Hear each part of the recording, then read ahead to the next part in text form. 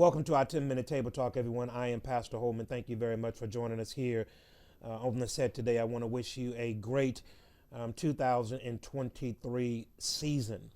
I want to draw your attention to the book of Genesis, chapter number 3, and specifically verses 11 and 12, where the scriptures read, "And he said, who told you that you were naked?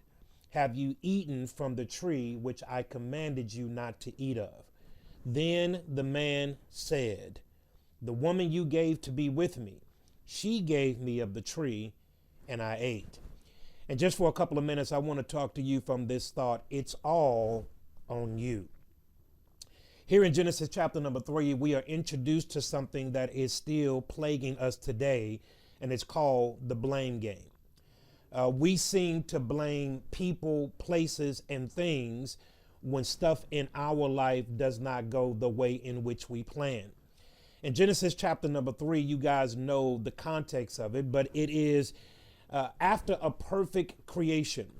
God has created the heavens and the earth. He separated the firmaments. He have caused darkness from light. There is the perfect creation in which God has given, and he calls this place the Garden of Eden. He sets man to it and gives man an assignment to tend it and to work it. And then at the end of Genesis chapter number 2, God brings forth Eve to Adam, and the first family of mankind has now been formed. And in Genesis chapter number 3, we are now introduced to the serpent, which is Satan, the deceiver, the devil, and he is coming in the form of a serpent, and he comes to tempt not Adam, but Eve first. And of course, you know what happens. She eats of the forbidden fruit, gives it to her husband to eat, and then the Bible says that their eyes were opened in that particular moment. God comes walking in the garden through the cool of the day as he normally does, and Adam is nowhere to be found. God calls out, "Adam, where are you?"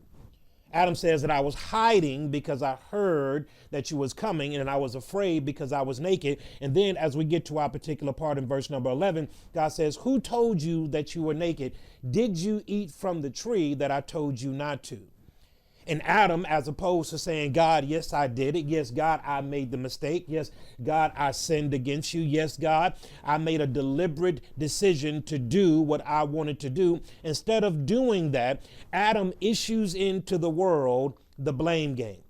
And instead of falling on the sword, no, Adam says, "No, I did it, but it wasn't my fault." He says, "The reason why I did it was because of her." And then Adam blames her. Eve blames the serpent, and so now we have this perpetual blame game that is inundating our society, where people no longer take accountability for the stuff that they do. It's always somebody else's fault. And it is plaguing us today. It was introduced in a falling world in Genesis chapter number 3. And oh my God, that avalanche has turned into a gigantic boulder over the days, over the months, over the years, over the centuries, over the millennia. And now here we are in 2023, and it is at an all-time high. When nothing is going right in our lives, we tend to blame people for it. When we're not hitting at a high level and operating at a high level, we tend to blame people for our failures, as opposed to falling on the sword and said, "It's me." In 2023, you're going to have to make a mental shift to stop blaming others and start holding yourself accountable. If you are not where you want to be, it's nobody else's fault but your own. If you don't have the education that you think you should have, it's nobody else's fault other than your own. If you're not financially at a place where you want to be, it's not because of your job. It's not because of your manager. It's not because of any of those things. It is because of you. It is time that we get rid of the blame game and start holding ourselves accountable. Hold your feet to the fire. For the Bible says that God will judge every man according to his own deeds. When we get to that great getting up day and stand before God, it's going to be God and us all by ourselves. Nobody else will be there. You won't be able to blame the fact that you didn't have a father in your life. You won't be able to blame the fact that you didn't have a good relationship with your mother, your brother, your sisters. You won't be able to blame or stand on the fact that nobody liked you because of the color of your skin. You won't be able to hold those things up to God and say, God, this is the reason why I didn't do what you've called for me to do, because we're going to stand before God and God is going to hold us individually accountable for the things in which we've done in the body. And thus this blame game that is inundating our society right now is ruining a generation of people because they don't hold themselves accountable. And if you can't hold yourself accountable, it is a far-fetched that anybody else can hold you accountable. You will find the ripcord and pull it anytime anything goes wrong in your life. You will look for an excuse to validate the reason of why you're not doing what you are supposed to be doing. Can I tell you this, dear saint? Nobody holds you back but you. You are your own worst enemy. The thoughts in your head perpetuate themselves and seeds are planted and then bloom about how you view yourself.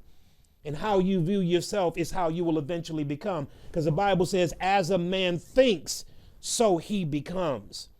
And in Genesis chapter number 3, we see a precedent that is set forth that would ultimately come to the demise of man. Because Adam didn't say, it's me. It's me. God, where am I? God, I'm hiding. I'm hiding because I did the very thing that you told me not to do, but it's me, and God, I'm willing to accept the consequences of my actions. Now, I know that you are a just and a forgiving God, so whatever consequences may ensue because of what I did, I know that mercy is going to be wrapped in that, but I'm going to stand on what I did.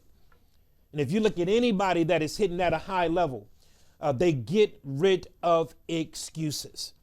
In this lifetime, you shall have tribulation, but be of good cheer. For Jesus said, I have overcome the world.